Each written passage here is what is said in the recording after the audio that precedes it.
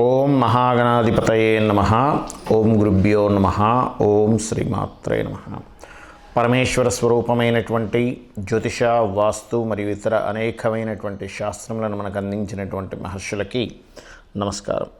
హయగ్రీవ హయగ్రీవ హయగ్రీవేతి యో వదేత్ తస్య నిస్సరతే వాణి జహ్నుకన్యా ప్రవాహవత్. అరుణాం కరుణాతరంగితాక్షీం ధృతపాశాంకుశపుష్పబాణచాపాం అనిమాదిభిరావృతాం మయూకైః అహమిత్యేవ విభావయే భవానీం. శ్రీమాత్రే నమః.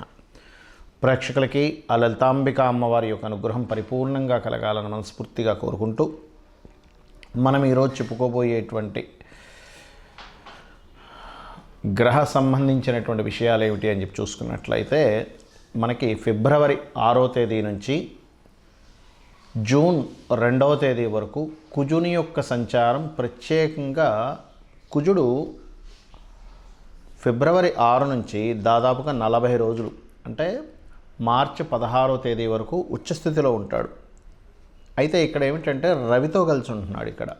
దాని తర్వాత కుంభరాశిలోకి ప్రవేశించి మరొక 40 రోజులు, దాని తర్వాత మీనంలోకి ప్రవేశించి ఒక 40 రోజులు చిల్లర. ఇలా మొత్తం మీద జూన్ 2వ తేదీ వరకు ఒక 40 రోజులు మకరంలో ఉచ్చస్థితిలోని, మరొక 40 రోజులు చిల్లర కుంభంలోని, మరొక 40 రోజులు చిల్లర దాదాపుగా మీనంలో. అంటే ఎందుకంటే అన్ని రాసులు తిరుగుతుంటాడు కదా, ఎందుకు మీరు ప్రత్యేకంగా కుంభంలో మీనంలో దాని గురించి ప్రత్యేకంగా చెప్తున్నారు అంటే, ఎప్పుడైనా ఏదైనా ఒక గ్రహం తను ఉన్న స్థితి నుంచి, తనున్న రాశి నుంచి ఏ రాసుల్లోకి ఎంటర్ అవుతూ ఏ గ్రహాలతో కలుస్తున్నప్పుడు ఎటువంటి పరిస్థితులు వస్తుంటాయి, అది జన్మ జాతక చక్రరీత్యా ఆ యొక్క లగ్నము లేదా రాసుల వారికి ఎటువంటివి వస్తాయి, అదేవిధంగా గోచారంలో గ్రహాల యొక్క స్థితి ఎప్పుడైనా విరుద్ధమైనటువంటి 2 గ్రహాలు కలుస్తున్నప్పుడు ఎటువంటి ఫలితాలు వస్తాయనేటువంటిది మనకి మైథుని జ్యోతిష్యము అనేటువంటి దాంట్లో చెప్పబడింది. కాబట్టి ఈ కాంబినేషన్ ఏదైతే ఉందో, ఈ రెండు గ్రహాలు ఈ విరుద్ధమైనటువంటి ఎనర్జీస్ ఎప్పుడైతే కలుస్తాయో ఇవి భౌగోళికంగా ఎటువంటి పరిస్థితులను తెచ్చిపెడతాయనేటువంటిది కూడా ఆఖరిలో చెప్తాను. అయితే ముందుగా ఈ 12 లగ్నాల వారు లేదా రాసుల వారికి ఏ విషయాల పట్ల జాగ్రత్త వహించాలి, ఏ పరిహార మార్గం చేసుకోవాలి, ఏ విషయాల పట్ల మంచి ఫలితాలు ఉంటాయి అనేటువంటి విషయాలు ఇప్పుడు మనం తెలుసుకుందాం. మిథున లగ్నము, మిథున రాశి. మిథునం వారికి మీకు మొదటి 40 రోజులు, అంటే ఫిబ్రవరి 6వ తేదీ నుంచి మార్చి 16వ తేదీ వరకు ఉన్నటువంటి గ్రహస్థితి ఏదైతే ఉందో, ఈ రవికుజులు ఇద్దరు కూడా అష్టమ స్థానంలో సంచారం జరుగుతూ ఉంటుంది. ఈ యొక్క సమయంలో ఈ అష్టమ సంచారం అనేటువంటిది 2 ఫైరీ ప్లానెట్స్ ఉన్నప్పుడు ప్రత్యేకంగా మీరు తీసుకోవాల్సిన జాగ్రత్తలు ఏమిటంటే, దెబ్బలు తగిలించుకోవడం ఏదైనా సరే, అంటే ఏదో ఫాస్ట్గా వెళ్తే దెబ్బ తగిలించుకోవడం ఏదో తగులుతూ ఉంటాయి. ఎందుకంటే అష్టమ స్థానాన్ని ఆకస్మిక స్థానంగా చెప్తూ ఉంటారు. మరి ఈ గ్రహాలు ఇక్కడ ఉన్నప్పుడు 2 ఒక ఎగ్జాల్టెడ్ ప్లానెట్ ఉంది కదండి, రవి ఉన్నాడు కదా, అంటే ఇది ఆకస్మికమైనటువంటి ఇబ్బందులు ఎలా అయితే ఇస్తుందో, యాన్సిస్టర్స్ ప్రాపర్టీ అంటే పూర్వీకుల ఆస్తులకు సంబంధించిన విషయంలో కూడా మంచి చేస్తుంది ఇక్కడ.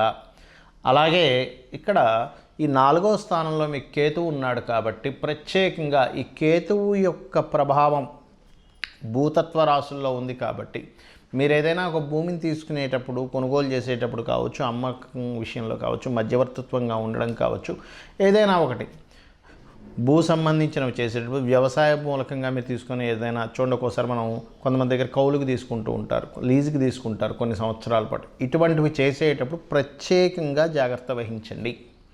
ఇక అదేవిధంగా మార్చి 16వ తేదీ నుంచి ఒక 40 రోజుల పాటు, అంటే దాదాపుగా ఏప్రిల్ ఎండింగ్ వరకు కూడా అనుకోండి, ఏప్రిల్ ఎండింగ్ వరకు ఉండేటువంటి ఈ యొక్క గ్రహస్థితి ఏప్రిల్ లాస్ట్ వీక్ వరకు చూసుకున్నట్లయితే, ఇక్కడ 28వ తేదీ వరకు, దాదాపుగా ఏప్రిల్ 28వ తేదీ వరకు చూసుకున్నట్లయితే ఇక్కడ కలిగేటువంటి ఫలితాల్లో ఈ కుజుడు శని కలిసి ఉంటారు మీకు ఎక్కడ, భాగ్యస్థానంలో. ఈ భాగ్యస్థానంలో కలిసినప్పుడు కొన్ని ఈ సమయంలో మీరు కాలేజ్ స్టూడెంట్స్ అయితే కాలేజీని ఎంపిక చేసుకునేటువంటి అంశాల్లోని, లాంగ్ జర్నీస్ చేసేటువంటి అంశాల్లోని, బ్యాంకింగ్స్ రిలేటెడ్ సంబంధించిన విషయంలో, ట్రాన్సాక్షన్స్ చేసేటువంటి అంశాలలోని ముఖ్యంగా మిథునం వారు కాస్త జాగ్రత్త వహించాలి. బ్యాంక్ ట్రాన్సాక్షన్స్ విషయంలో పర్టికులర్గా గుర్తుపెట్టుకోండి.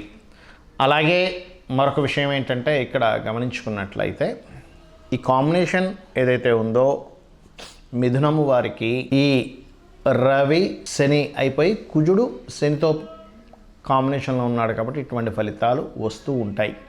మరి దీనికి ఈ మిథునం వారికి మరి లాభం ఏముంటుంది ఈ కాంబినేషన్స్ ఉన్నప్పుడు? అంటే ఫైనాన్షియల్ గ్రోత్ ఇస్తాడు ఖచ్చితంగా ఇక్కడ, అందులో ఎటువంటి సందేహం లేదు.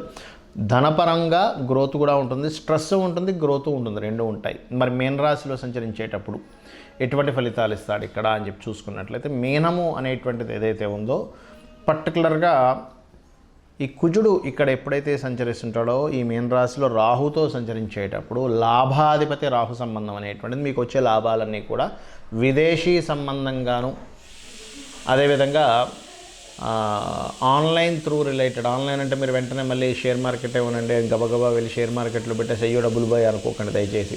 షేర్ మార్కెట్లో డబ్బులు రావాలి అంటే 2-5-8-11 కాంబినేషన్ ఉంటూ ఒక విపరీత రాజయోగము నీచభంగ రాజయోగము ఉండాలి. ఇది ఫార్ములా. మీకు అందరికీ ఎందుకు ఓపెన్గా చెప్తున్నా అంటే కొంత జ్యోతిష్శాస్త్రం అవగాహన ఉన్న వాళ్ళు చూసుకొని జాగ్రత్త పడతారని.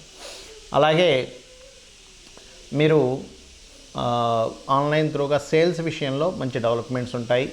అదేవిధంగా మీరు చేయవలసినటువంటి దేవతా ఆరాధన ఏమిటి?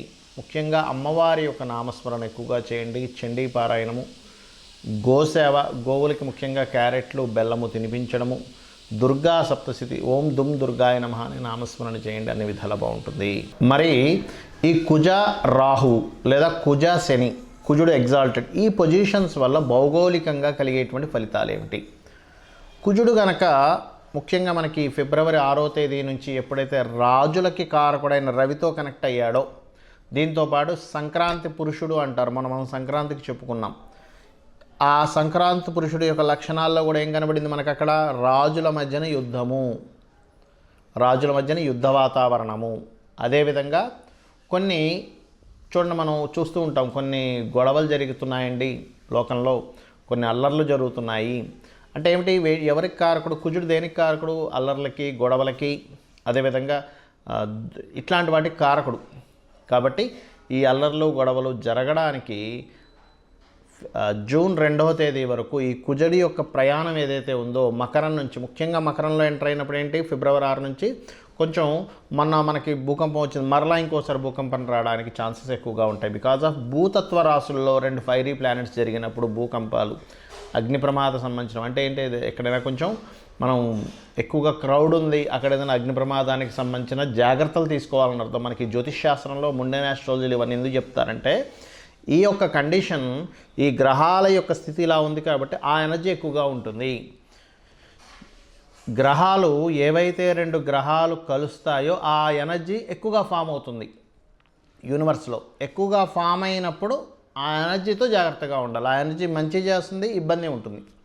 కాబట్టి పర్టికులర్గా ఫిబ్రవరి 6వ తేదీ నుంచి 40 రోజుల పాటు అంటే మార్చి 16వ తేదీ వరకు భూమికి సంబంధించిన విషయంలోని, రాజులకు సంబంధించిన విషయంలోని కొంచెం అంటే ఈ భూకంపాలు కావచ్చు, రాజులకు సంబంధించిన విషయం అంటే గొడవలు కావచ్చు, యుద్ధ సంబంధంగా ఆలోచనలు కలగడం కావచ్చు, ఇవి ఎక్కువగా ఇస్తూ ఉంటుంది ప్రత్యేకంగా. దానికంటే ముందు ఇచ్చినా సరే మనం ఆశ్చర్యపోవాల్సిన పని లేదు. ఎందుకంటే దాన్ని గ్రహాలు ధనుస్సు రాశిలో 15 డిగ్రీలు ఎంటర్ అయిపోయిన తర్వాత వెంటనే దాని రిజల్ట్ ఇవ్వడం కూడా స్టార్ట్ అవుతుంది కాబట్టి అది.